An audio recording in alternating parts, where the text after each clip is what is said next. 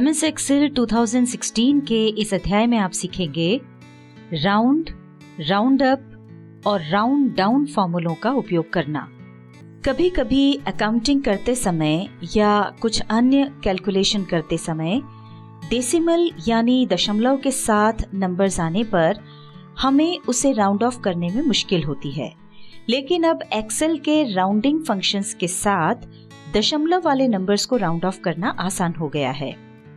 इस वीडियो में हम आपको राउंड, राउंड अप और राउंड डाउन फॉर्मूलों का उपयोग करना बता रहे हैं, जिसकी सहायता से आप आसानी से कोई भी नंबर राउंड ऑफ कर सकते हैं।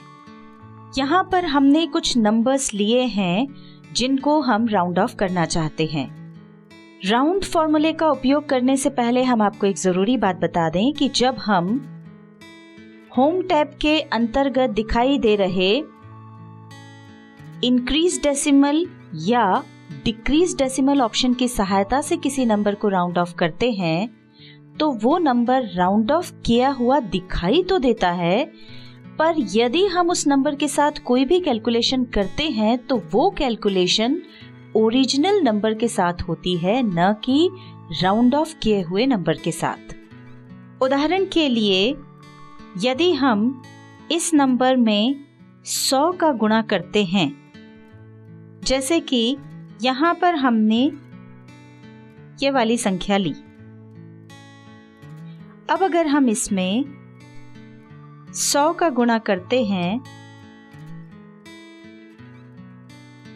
तो हमारा रिजल्ट ये आया। अब हम इसी संख्या को फिर से नीचे कॉपी कर लेते हैं और इसको अब हम डिक्रीज डेसिमल की सहायता से राउंड ऑफ कर देते हैं। ये हमने इसको राउंड ऑफ कर दिया। अब आप यहाँ पर देख सकते हैं कि ये जो संख्या है राउंड ऑफ होकर हो गई 120। और अब हम इसमें 100 का गुणा करेंगे। ये हमने इस सेल को सिलेक्ट किया और इसमें 100 का गुणा किया तो रिजल्ट आना चाहिए 12,000। पर ये देखिए, जैसे ही हम एंटर प्रेस करते हैं तो यहाँ पर 12,000 की बजाय वो ही रिजल्ट आ रहा है जो इस संख्या में यानी ओरिजिनल संख्या में 100 का गुणा करने पर आया था।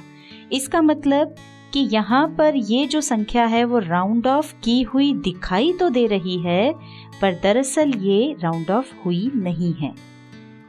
इस समस्या का समाधान करने के लिए हम राउंड फॉर्मूले का उपयोग कर सकते हैं। चलिए अब इन नंबर्स को राउंड फॉर्मूले की सहायता से राउंड ऑफ करके देख लेते हैं। यहाँ पर हम फॉर्मूला लगाएंगे तो सबसे पहले टाइप करेंगे इक्वल टू का साइन, उसके बाद हम टाइप करना शुरू करेंगे राउंड। ये देखिए, शुरू के कुछ लेटर्स टाइप करते ही एक्सेल ने हमें राउंड से संबंधित तीनों फॉर्मूले यहाँ पर दिखा दिए हैं।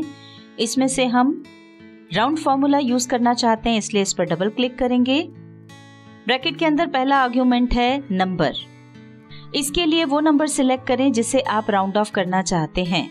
इसके बाद लगाइए कॉमा। अब वो नंबर टाइप कीजिए जितने राउंड फिगर्स में आप सिलेक्टेड नंबर को कन्वर्ट करना चाहते हैं। जैसे यहाँ पर डेसिमल के बाद 3 डिजिट्स हैं, हम चाहते हैं कि डेसिमल के बाद 2 डिजिट आ जाएं, तो उसके लिए हम यहाँ पर 2 लिखकर ब्रैकेट क्लोज कर देंगे और फिर एंटर प्रेस करेंगे। देखिए, ये नंबर राउंड ऑफ हो गया है। हम चाहते थे कि डेसिमल के बाद 2 डिजिट्स यहाँ पर आएं, तो ये देखिए, ये राउंड ऑफ होकर के डेसिमल के बाद 2 डिजिट्स यहाँ पर दिखा रहा है। अब इसे नीचे तक ड्रैग करके फॉर्मूला कॉपी कर लेते हैं। यहाँ पर आप देख सकते हैं कि ये जो दूसरे नंबर्स थे वो भी यहाँ पर राउंड ऑफ होकर के आ गए हैं। अभी हमने डेसिमल के बाद 2 डिजिट तक नंबर को राउंड ऑफ किया। अब देखते हैं कि यदि हम डेसिमल के बाद 1 डिजिट तक नंबर को राउंड ऑफ करें तो क्या वैल्यू मिलेगी। उसके लिए वापस से हम यहाँ पर फॉर्मूला लगाएंगे। यहाँ से हमने नंबर को सिलेक्ट किया, कॉमा लगाया और अब न्यूमेरिक डिजिट्स में हम लिखेंगे 1, क्योंकि हम चाहते हैं कि डेसिमल के बाद केवल 1 डिजिट आए। 1 लिखा और अब हम ब्रैकेट क्लोज कर देंगे, एंटर प्रेस करेंगे। ये देखिए हमें रिजल्ट मिल गया है।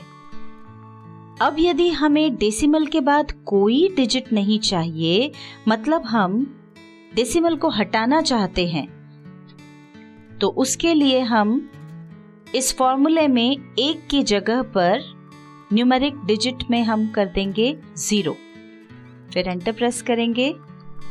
यहाँ पर देखिए ये जो संख्या है वो राउंड ऑफ होकर के 120 हो गई है। अब एक बार हम इसे भी मैन्युअली चेक करके देखते हैं कि इस नंबर में अगर हम कोई कैलकुलेशन करते हैं तो रिजल्ट क्या आता है। यहाँ पर हम इसको कॉपी कर लेते हैं और अब यहाँ पर हम इस संख्या में 100 का गुणा करेंगे। देखते हैं अब रिजल्ट 12,000 आता है या नहीं। ये देखिए अब यहाँ पर रिजल्ट 12,000 आया है।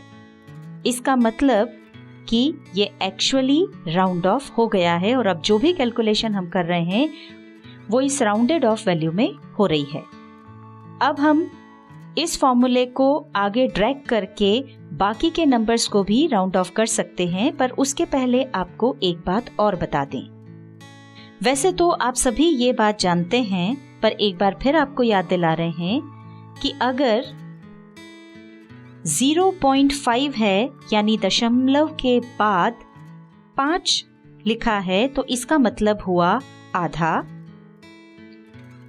पर अगर 0.5 के ऊपर कोई भी राशि है जैसे कि 0.51 तो ये आधे से ज्यादा माना जाएगा, और अगर 0.5 से कम कोई राशि है जैसे कि 0.49 तो इसे आधे से कम माना जाएगा। और इसी के हिसाब से यहाँ पर जो संख्याएं हैं वो राउंड ऑफ होगी। अब नीचे तक इस फॉर्मूले को कॉपी कर लेंगे तो यहाँ पर आप देख सकते हैं कि जो दूसरे नंबर्स हैं वो भी हमको राउंड ऑफ होकर के मिल गए हैं। यहाँ पर देखिए हमारा जो ये नंबर था 119.873, इसमें जो डेसिमल के बाद के ये जो नंबर्स हैं ये 0.5 से बड़े हैं, इसलिए जब ये वैल्यू राउंड ऑफ हुई तो ये 120 हो गई। यानी हमारा ये जो नंबर था उससे बढ़कर के ये आई है। जबकि इस नंबर को अगर आप देखेंगे तो ये 765.347 था। इसमें जो डेसिमल के बाद के ये जो नंबर्स हैं ये 0.5 से छोटे हैं, इसलिए ये वाली वैल्यू राउंड ऑफ होकर के 766 होने की बजाय 765 ही रह गई है। इसी तरह से इसमें जो डेसिमल के बाद के नंबर्स 0.5 से छोटे हैं, इसलिए राउंड ऑफ जब वैल्यू हुई तो वो 455 ही रह गई है, वो ऊपर की तरफ नहीं गई। चलिए अब हम आपको राउंड अप फॉर्मूले का उपयोग करके बता देते हैं। राउंड अप फॉर्मूला जो होता है वो दी गई संख्या को ऊपर की तरफ राउंड ऑफ करता है।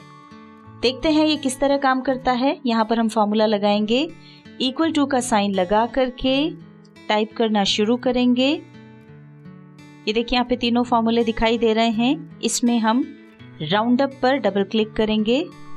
अब हम नंबर सेलेक्ट कर लेंगे, कॉमा लगाएंगे और डेसिमल के बाद जितने डिजिट्स चाहिए वो नंबर हम लिखेंगे। चूंकि हम डेसिमल के बाद कोई डिजिट नहीं चाहते यानी डेसिमल हटाना चाहते हैं, इसलिए हम यहाँ पर 0 डाल रहे हैं। अब हम ब्रैकेट क्लोज कर देंगे और एंटर प्रेस करेंगे। ये देखिए एंटर प्रेस करने पर हमें राउंड ऑफ किया हुआ नंबर मिल गया है। अब इसको भी हम फॉर्मूले को नीचे तक ड्रैग करके कॉपी कर लेंगे। यहाँ पर आप देख सकते हैं कि राउंड ऑफ फॉर्मूले ने 0.5 से छोटी और बड़ी इन सभी संख्याओं को ऊपर की तरफ राउंड ऑफ कर दिया है। जैसे आप इस एग्जाम्पल में देखिए, ये जो वैल्यू थी वो राउंड फॉर्मूले का उपयोग करने पर 765 ही रही, पर राउंड अप ने उसको भी ऊपर की तरफ राउंड ऑफ किया है और वो 766 हो गई। इसी तरह से यहाँ पर ये 455 ही था, पर यहाँ ये 456 हो गया। अब हम राउंड डाउन फॉर्मूले का उपयोग करके देख लेते हैं। यहाँ पर हम इक्वल टू का निशान लगा करके फॉर्मूला टाइप करना शुरू करेंगे। यहाँ से हम ले लेते हैं राउंड डाउन। अब हम सिलेक्ट करेंगे नंबर जिसको राउंड डाउन करना है और उसके बाद कॉमा लगाएंगे और डेसिमल के बाद जितने डिजिट हमको चाहिए वो नंबर यहाँ पे डाल देंगे। हमको कोई डिजिट नहीं चाहिए इसलिए हमने 0 डाला। ब्रैकेट क्लोज करके एंटर प्रेस करेंगे। ये देखिए एंटर प्रेस करने पर हमको राउंड ऑफ की हुई वैल्यू मिल गई है।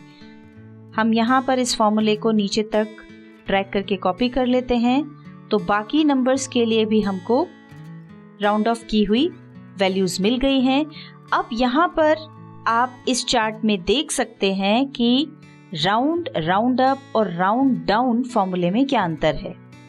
राउंड फॉर्मूले से इसमें जो डेसिमल के बाद के ये जो नंबर्स हैं ये 0.5 से बड़े हैं। हमारी जो वैल्यू थी उससे ऊपर की वैल्यू मिली और डेसिमल के बाद 0.5 से छोटी संख्या होने पर हमको जो हमारी वैल्यू थी उससे छोटी वैल्यू या उससे छोटा नंबर मिला। राउंड अप फॉर्मूले में डेसिमल के बाद 0.5 से बड़ी या छोटी संख्या होने पर भी हमको राउंड ऑफ करके जो वैल्यू मिली है वो ओरिजिनल वैल्यू से बड़ी है।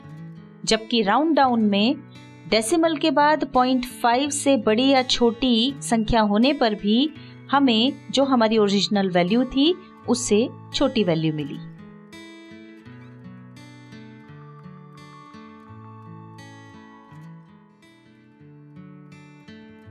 MS Excel 2016 के इस अध्याय में आपने सीखा राउंड, राउंड अप और राउंड डाउन फॉर्मूलों का उपयोग करना।